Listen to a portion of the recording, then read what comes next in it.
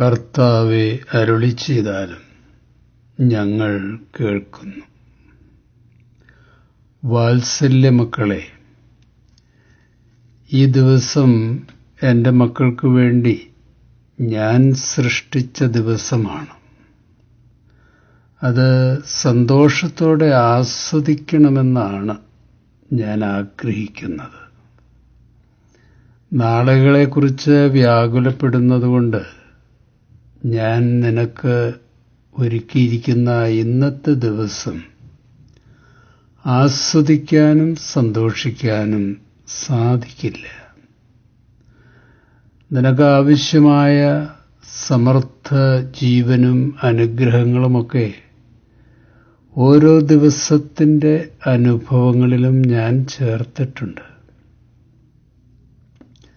നിന്റെ പ്രാർത്ഥനകൾക്കുള്ള മറുപടിക്കായി എൻ്റെ സമയം വരെ നീ കാത്തിരിക്കണം.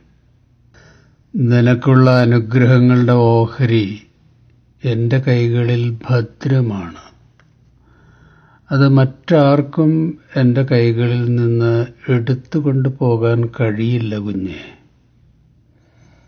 അത് എൻ്റെ സമയത്ത് ഞാൻ നിനക്ക് തരും. നിന്റെ യാത്രയിൽ സഹനങ്ങളും യാതനകളുമൊക്കെ ഉണ്ടായേക്കാം. പക്ഷേ ഒന്നോർക്കണം, അതൊന്നും നിനക്ക് ലഭിക്കാൻ പോകുന്ന അനുഗ്രഹങ്ങളെക്കാൾ വലുതായിരിക്കില്ല.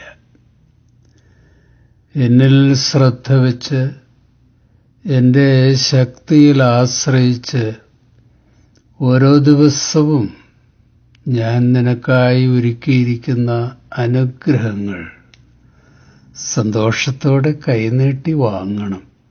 അത് മറക്കരുത് കേട്ടോ. എൻ്റെ അനുഗ്രഹങ്ങൾ സമ്പന്നവും സമർത്ഥവുമായിരിക്കും കുഞ്ഞെ.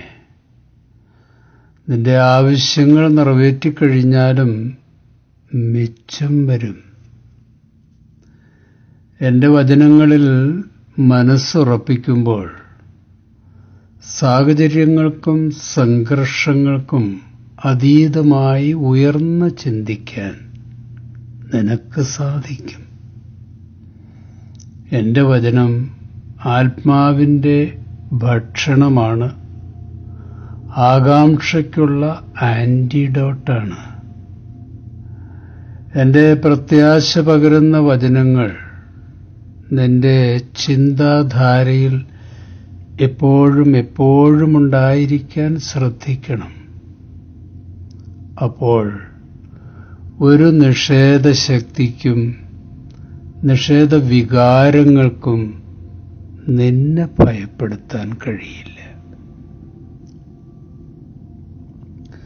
118 സങ്കീർത്തനം. കർത്താവ് ഒരുക്കിയ ദിവസമാണ് ഇന്ന്.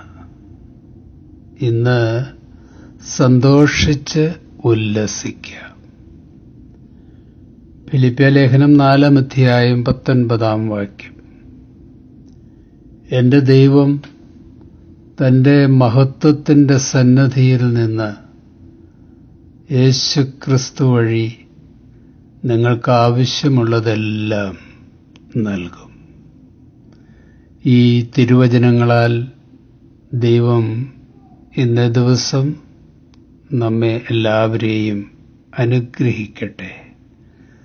ശുഭാശംസകളോടെ എ പി ജോർജച്ചൻ.